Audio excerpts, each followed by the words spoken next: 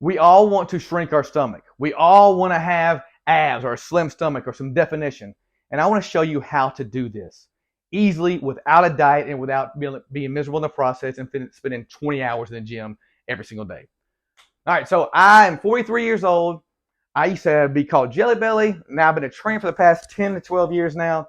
But when I was a kid, I was Jelly Belly. I was stuttering, and I had a problem. And it really bothered me, and I focused on my stomach so much. I went through so many things of starving myself, trying to do so much cardio, and it didn't really work until I learned the methods as a trainer that's helped myself and my clients. And right now at 43, I've got the best stomach I've ever had in my life doing these things right here that I thought weren't even imaginable. So I want you, before we get started, what I want you to do is I want you to have a pen and paper if you need to write down some stuff. You can always rewind this video if you want to. And I also want you to write down any questions you might have, and you can reach out to me with those questions you need to. You can comment or reach out to me personally. And then just listen. This is not going to be rocket science. I'm not trying to bore you. I'm not trying to make this miserable to you, but just listen to these little simple things. A lot of these are like, aha, I can't believe I'm not doing that. All right. So what I want to start with is first is when you want to lose belly fat, you need to think about this as a 3-step approach: nutrition, workouts, accountability / tracking, and consistency. A lot of times we get so close to the end goal and we give up. A lot of times we only focus on certain things and we give up. A lot of times we don't know, we're just following the next person that says don't do this and do this and do this, and we give up. So follow this right here for 90 days. And I promise you, you'll see a huge difference and you'll thank me later. So let's start off with the most important part: nutrition. Now, again, I'm not going to make this so hard for you that you can't understand this, but this is very, very important. You can't do it without the nutrition, and you can't do it without the workouts. I don't think you can out-train a bad diet, but I also don't think you can out-diet bad training. So make sure you focus on both of these. What you want to do first is get in a calorie deficit of 500 calories per day. So you want to burn 500 calories more than you're actually putting in and you're consuming in your body. And that's different for everybody. So you can go through, there's like stuff online you can use. There's like, you can do a calorie calculator, you can do it and readjust it as needed, but stick with that for at least 30 days before you switch it. As you lose weight, you're going to have to like lower it a little bit. But if you do that, that's 3,500 calories a week, which is 1 to 2 pounds per week you'd be losing. Even if the scale doesn't say it, because sometimes our weight fluctuates, that's 1 to 2 pounds per week you're losing, and that will get you there consistently without going overboard. You never want to go below 1,200 calories, ever. So do not go below 1,200 calories, because that means you're not getting the nutrients you need to get going and to have live the best, healthiest life. All right, then protein goal. I want you to go look at whatever your goal weight is. I want you to do 70% to 100% of your goal weight in protein. I mean, I'm gonna throw 200 out there. So 70% is 140, 100% is 200, so 140 to 200. The higher you get to closer to that 1 pound, 1 gram per goal body weight, the better. That means you're not putting all the other junk in your body. But 70 to 100% is what you want to go with. Those two things is what I want you to focus on first. And also, I would say this: log your food the first 10 to 14 days of this, for these 90 days, and then see how it goes. And then if you want to stop, you can, but do that. That will help you look under the hood of the car and see where you're actually messing up. Because a lot of times we think we're eating less than we really are, or we're eating better than we really are, until you log everything down. They're like, holy crap. And make sure you're logging the proper portion sizes, the proper serving each time. I went through that before, like, man, what is going on? Well, I wasn't logging the proper serving. They'll tell you peanut butter is a jar of peanut butter, which is a really high calorie food. They'll tell you what a couple of tablespoons are, but who eats just one little tablespoon of peanut butter? I know I don't. I can eat 10. So just be mindful of that. Then I want you to think of some do's and don'ts. Don'ts, I want you to lay off added sugars. Anything 5 grams or less is, I would say, is okay, but closer to 0 is better. But added sugars, Cokes, granola bars, cereals, even stuff you think is healthy. Look at the back of that package. It'll say sugars and added sugars. Lay off those added sugars. I'm not saying fruit, by the way. Eat all the fruit you want. I promise you, eat all the fruit you want, because there's a lot of nutrients in there. I'm not going to throw that at you because I think it's silly as hell.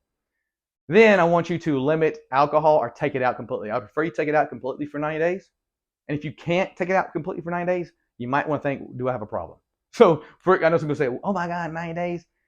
It's not that bad. But if it's that scary to do that, I would really consider doing it. But at least limit it to like once every other weekend, or once a week if you're doing 5 days a week. Make sure you limit that alcohol, because alcohol takes forever to metabolize.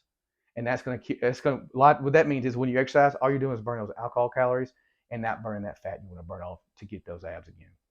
And then I want you to watch out for starchy carbs, potatoes, pasta, white rice, white bread, corn. I'm not as big on this if you do the added sugars and alcohol, because have some of these. Just don't overdo it. Really, basically, just don't overdo these.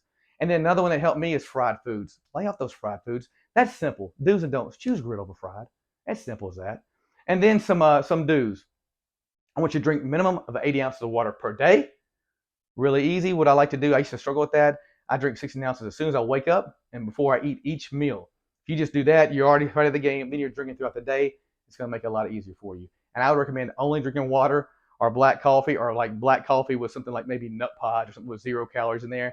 I do stay away from fake sugar a lot because it doesn't metabolize as well. And a lot of times that fake sugar will keep you bloated. So just be careful of that. Some people it's not as bad as others, but for me it's that case as well. And then I want you to have protein with each meal. Have some sort of protein with each meal you have, so it's easier to hit that protein goal. Really simple to do that. And then there's a little trick of the trade I do. I do one big salad a day. That will help a lot. That way you're filling up on those greens. You can put some protein in there, but don't put like that with creamy ranch dressing, which is going to be bad for you. Make sure you get a good healthy dressing. That's where people mess up a lot. And don't do it with fried chicken. Do it with grilled or some salmon or something like that. But that will help a lot. And then this is something I did that's really like come on to me a lot, and I really am a firm believer in. It's helped so many of my clients. It's intermittent fasting. Pick 8 hours a day to eat, and do this 8 hours every day. Don't say I'm gonna do 11 to 7 on Monday through Thursday, and then I'm gonna do 12 to 8 on Saturday. No, make them the same at 8 every single time. So I like to do later. I do 2 to 10. And you also can do up to 10 hours if that's easier to start off with. But do 8 to 10 hours intermittent fasting every single day. That will help decrease your calorie intake. It's also got a lot of other benefits I'm not going to bore you with for this video, but it's going to help you a lot in your journey. You don't have to, but it's a tool to use. And then let's go to workouts. We got nutrition down. We'll look at that. They're simple, right? It's just simple do's and don'ts we need to do. Workouts. It's your workout 3 to 5 days a week, 30, 40 minutes. I want to make sure you're doing strength and cardio. And cardio is not just running and jumping and riding a bike. Cardio could be anything to get your heart rate up. It could be as simple as doing the weights fast, doing supersets, doing a HIIT style training. But I want to make sure you do not neglect either one of them. I also don't want you to just do cardio, because a lot of people when they want to get a six pack or they want to lose weight, they think they just need more and more cardio. No, you need both, because if you want to speed up your metabolism, you're going to need to build that strength and that lean mass up. You want to get bulky like this. I'm not bulky, obviously, and that's what I do. And then here's another little tip. 1 to 2 days, throw in a little HIIT and some superset training. I like to do nothing but superset training when I can, because I like to get in and get out when I'm doing my workouts. And then you might want to add 1 or 2 hits, and then keep that same program for these 90 days. I want you to, it don't have to be exact same exercises, because I have bad ADD, if you can't even tell by this camera. So I like to change my workouts periodically, but make sure, like, if you're doing legs on Monday, still do legs on Monday, even if you do a different way of doing it. And if you're doing full body Tuesday, do full body, but maybe a different way of doing it. But try to keep a somewhat of a program for yourself for these 90 days, where you're not veering off and trying to follow the next shiny object. Then you'll never know if you can get results. You'll never know if you're really getting results or not. Then I want you to focus on some simple habits. 10K steps a day. I already mentioned 80 ounces of water, but those 10K steps, let me get back to that. 10K steps a day is going to be so underrated. It doesn't mean you have to go walking outside the whole time. It could be walking further to your car. It could be walking in your living room. It could be doing it, just stand up, talk on your phone and pacing. Just get those steps in. Constantly be moving. That helps. That really is only about 90 to 100 minutes of standing up and moving. I know, and out of a 24-hour day, that's not that long, but it's crazy we still don't do that, right? So try to get that in. I really think these watches help a lot, and they're not 100% accurate, but they do help keep your track of your steps. Then never miss 3 days in a row. You don't want to do that, because 3 can lead to 5 to 7 days, unless you're on vacation. You're on vacation, enjoy your vacation. And then don't just do cardio. I've already mentioned that. Don't just do cardio. Don't just do strength. Do it all. And then last, I want to talk about tracking. I mentioned weighing yourself when you get started.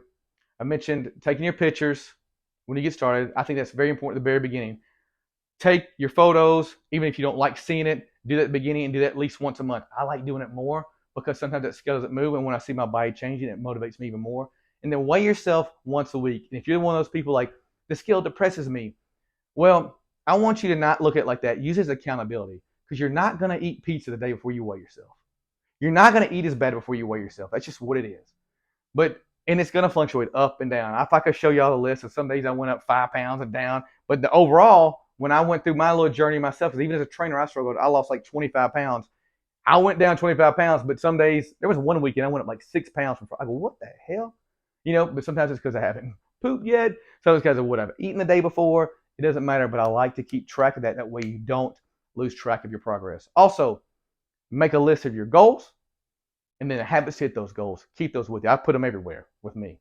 And then document your journey. Document your workouts. Have a big calendar. I put what I did that day. That way I stay on track of that. I put what days I weigh myself. I put it all in a big calendar where I write down. You might want to do it through something else, but that helps. That keeps you accountable as well on the way. And it just makes it easier when you're tracking your stuff like that. If any of this seems too hard, it's not. I promise you. The hardest part is going to be logging your food at the very beginning. But once you log your food through like MyFitnessPal, it automatically comes up and it's easy. But this is the way to lose belly fat. This is the way to easily lose belly fat, not worrying about being on some diet, a keto, paleo, carnivore, all those. It's just simple do's and don'ts.